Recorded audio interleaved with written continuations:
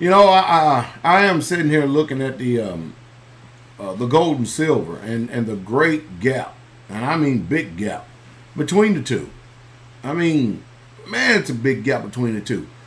And of course, since I'm a student of history, you know, in some form, I see exactly what's going on. To me, it looks like that we are actually following the same chart and the same conditions as it was in the 80s before the government came down on the Hunt brothers. Of course, I believe that personally the modern day Hunt brothers are we the people who understand what sound money, just weights, and balances are. If you're in paper, you're in some serious trouble, very serious trouble. And I know that this illusion, this fairy tale they make believe that they have with this inflated stock market has got your eyes all bugged out just as big as mine and carrying on and stuff. But I assure you that the chickens are coming home to roost. And it's amazing. I'm amazed that this fiat currency, and of the American dollar, fiat currencies has a history somewhere about 40 years. And we surpassed that a few years ago. And I keep telling people, especially in the congregation, I tell them all the time, I say, y'all have to understand that these powers that be, they have been in operation for a very long time. And they have learned from past mistakes in history. And they have perfected how to actually get this beast system, this system to operate. And they are going to kick this can down the road as long as they can until they literally bankrupt the country. That's the reason why it's very important for you to get a mindset of homesteading. Forget this patriotic junk. That America and that patriotic junk that you and I was sold a bill of goods growing up and stuff, that thing is only in your dreams. It's only in your dreams. It's a sad state when you, like I spoke earlier in the video, when you come to the truth, the knowledge of the truth, when you come to it, first of all, you're in life, you're living, you're moving, you're doing everything, and you really truly think that this is money right here. And you're moving along. And then all of a sudden you have that one experience in life where you look at something and you acknowledge it and you say, now that is the truth. Once you say that, you have just been awoke. And now your awakening process begins. It's also a journey because you begin to discover that everything that you look at, everything you investigate was all a lie. It's like we have all lived in the land of the Wizard of Oz. It's all make-believe. And you ain't clicking your heels together and coming up out of this. It ain't going to work. You're going to have to follow my suggestions, all right? Here's my suggestions for real, true freedom. Number one, when you get paid, take as little amount of the money that you have and give it back to the system. You see what I'm saying? Do not give that money back to the system. You invest in yourself. Take that money, invest in some land. Even if you live in an apartment, find you an acre of land and see if you can find some terms and conditions or someone you can meet up with, and you can work out a contract. Start paying for that land. Start paying for that land. Get the land paid for first. Once you get the land paid for, move you something like a little small old camper or something out there that you can go up there on the weekends, or maybe an hour, a couple hours a week. Start once you get out there, you get on the land, and instead of going on vacations, take your time and your efforts and your energies rather than spend it on Starbucks and spend it on a bunch of entertainment. Go buy some 2x4s and some nails, buy some building books, and go and develop that little small homestead, because life as you know it, this illusion, is coming to an end. And I know, Pastor Dow, you've been talking about this for years, and I'm going to keep on talking about it. If Noah could warn people 120 years and people still didn't pay attention and only 8 souls can be saved, what makes you think a lot of people going to pay attention to that lone voice in the wilderness? That's only going to be a few. I'm not actually here to try to convince or convert the masses of people. You see, I'm a wise man, not after my own admission either, because people have told me that and they believed it and they look at the wisdom. For instance, whatever I suggest to you, I've already done it. I'm not going to do like a lot of these people who claim to be in movements. And I'm not going to call no names. Farrakhan, Al Sharpton, Jesse Jackson, Martin Luther King, Malcolm X, all these other folks. I'm not going to name the people who are in these movements who talk about freedom and we owning our own businesses and stuff. They've been talking about this stuff for the last 30, 40 years. Do y'all know that? And a man believes what he says when you see him doing it. But these people have been talking about it, and you people have been going to these meetings, sitting your butts in them chairs, listening to the same old fairy tale, the same old song and dance for 30 years, and you are still in the same condition 30, 40 years later. Because all you do is listen to words. You just feel with emotion. You don't believe in action. Well, you get out here and you take these hands right here. Either one of them. You take these hands and you put these hands to the grindstone right out there, and you get to work and you get some of these calluses out there and you learn how to do it yourself. Because you try to follow movements, you try to follow so-called people who make you think they're in, being collective and in unity and stuff, you're going to find out how much disunity they're in. Go to the cities. Somebody is always having a meeting talking about what we need to do. And you're going to keep on hearing that same old speech 1,000 times over and over and over again, but they will not change their condition. They'll tell you what you need to do, but they will not do it themselves. That's like Christianity. A man gets the call to be what he calls himself to be a pastor. All right. And this man is going to, he's going to help the people. He wants to start a church. He wants to build a church and stuff. Community. That's what they believe. So this man gets out, he preaches. All right. He starts teaching. And what does he does? Now, believe it or not, I heard this statement from a wise woman. Somebody who's been out there in it as well. So the pastor starts preaching. They start off in their living room like I did. We got two different things working here as far as understanding the community. Let's see which one is right. Okay? I'm a pastor and here's a Christian pastor. I'm an Israelite pastor. Here's a Christian pastor. All right? The Christian pastor, he starts off in a home just like I did. We preach and teach. We save money. He saves money and he buys himself a house.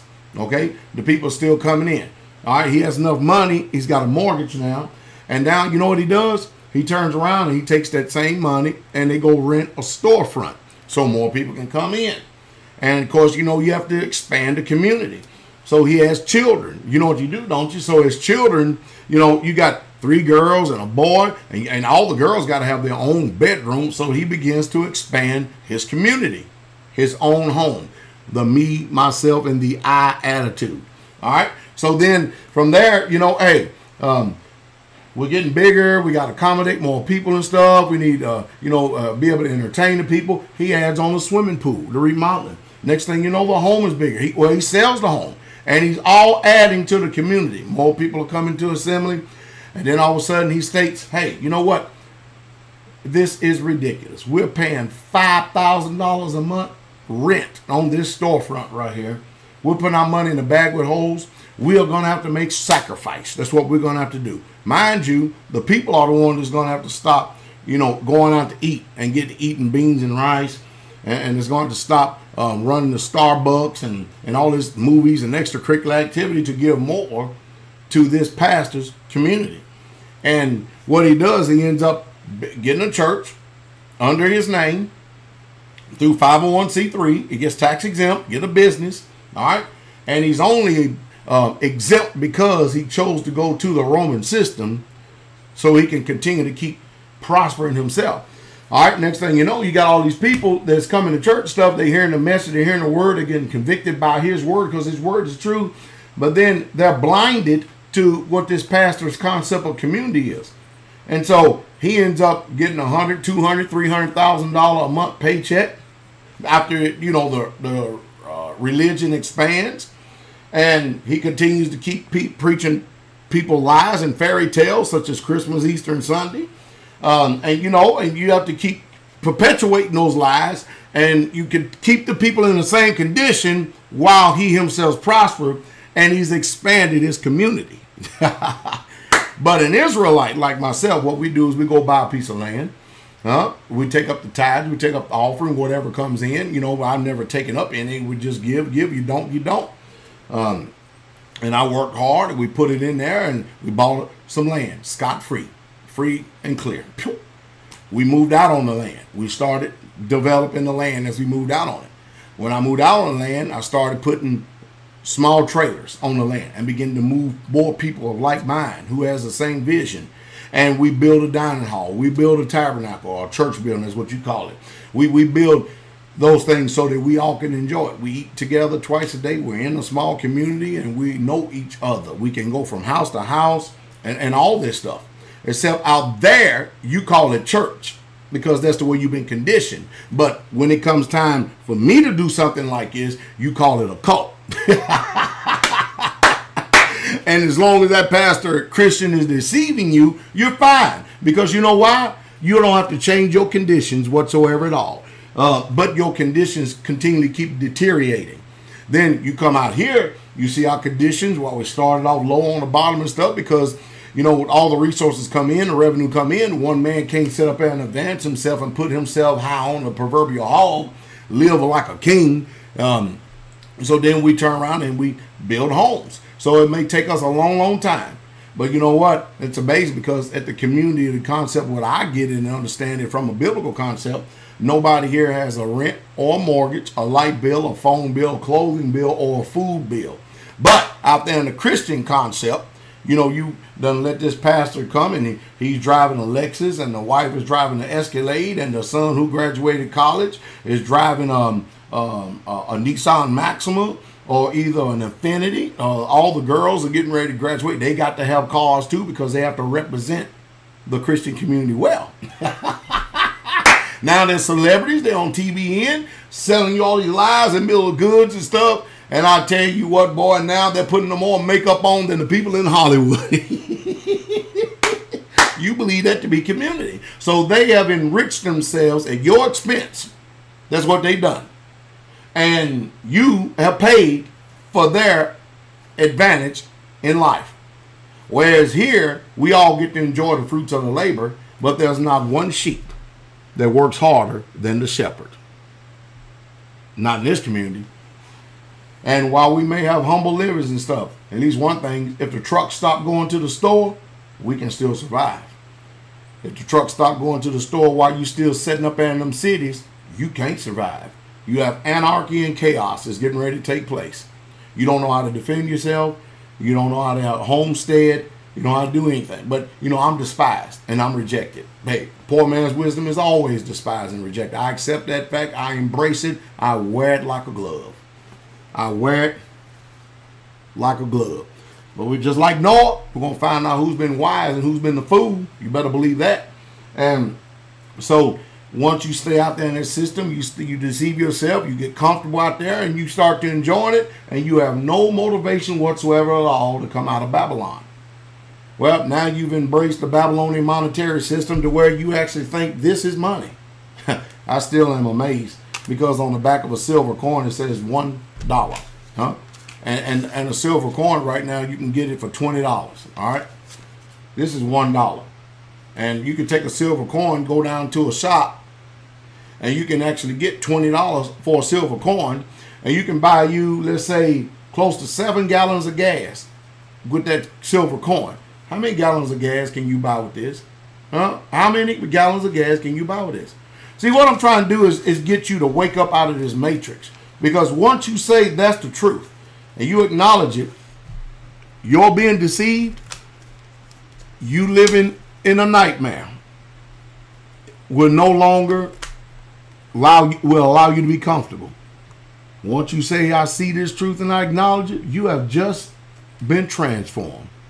You have awakened. You have come out of darkness because you have sought a light.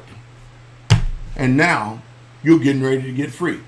But you have to remember, as soon as you step across that threshold, that fine line between darkness and light, you got a whole bunch of people that is sitting there in the middle ground, vying for your attention, waiting, just waiting to merchandise you and your spirit and take advantage of you in this life so that their life can be enhanced personally.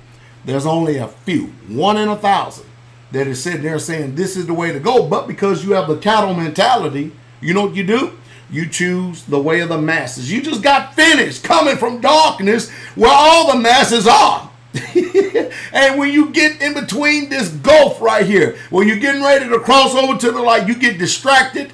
And you get all these bootlickers, these merchandisers, these deceivers, these liars, and they fleece you, and you go right back into darkness again, except this time it has a similitude of light, and you think because you don't see as dark as you used to that you're free, but you are captive.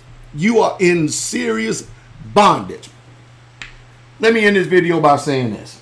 If everybody was intended on going to heaven, you know, when the Creator made the universe, if he intended on everybody to go to heaven, he would have never made a hell.